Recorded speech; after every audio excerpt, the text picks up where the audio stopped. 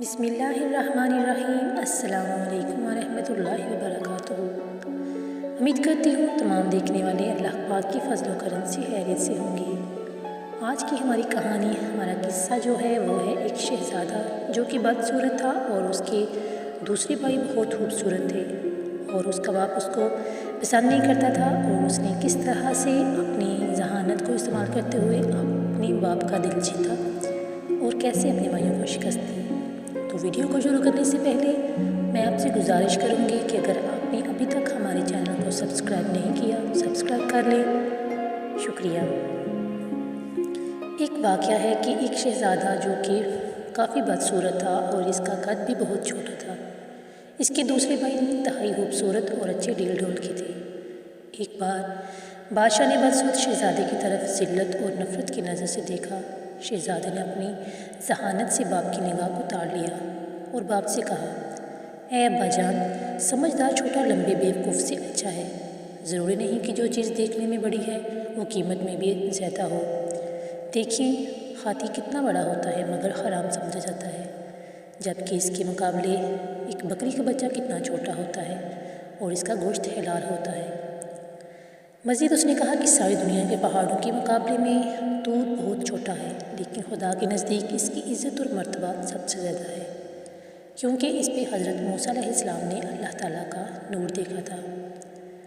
اس نے اپنے باپ سے بہت سی باتیں کی تو شہزادہ جو کہ اپنی بات کرتے ہوئے رکا اور اس کے باپ نے اس کی طرف دیکھ کے مسکرایا۔ تمام امیر اور وزیر خوش ہوئے اور اس کی بات کو سب پسند کیا، لیکن شہزادی کے دوسرے بھائی اس سے جاگے اور رنجیدہ ہوئے۔ اس نے مزید اپنے باپ سے کہا، ابا جان، جب تک انسان اپنی بات اپنی زبان سے نہیں نکالتا، اس وقت تک اس کی اچھائیاں اور برائیاں لکھی چھپی رہتی ہیں۔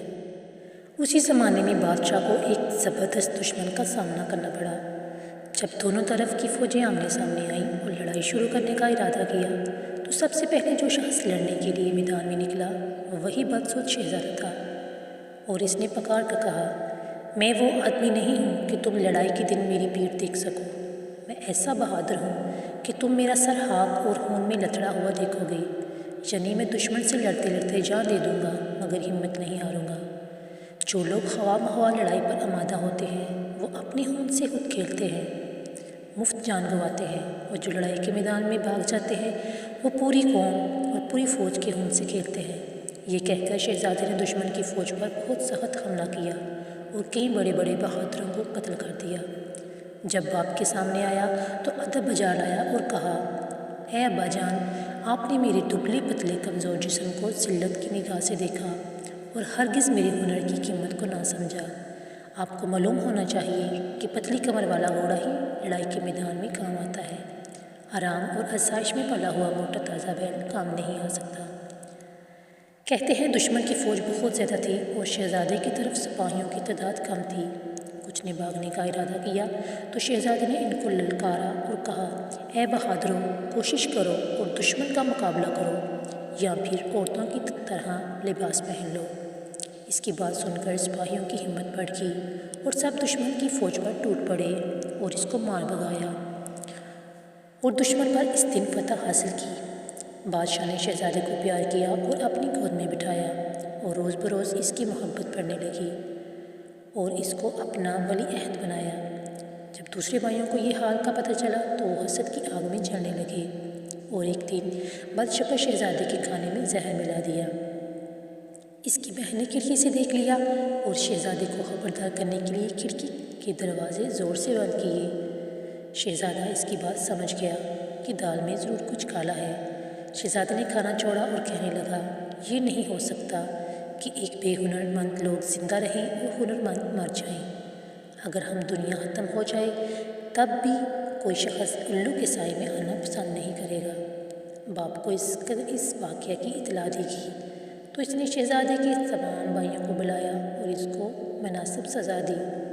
اس کے بعد ہر ایک کو اپنے ملک کا ایک ایک حصہ دے دیا تاکہ آپس میں جھگڑا فساد نہ کریں۔ اس طرح یہ فتنہ اور فساد ختم ہوا۔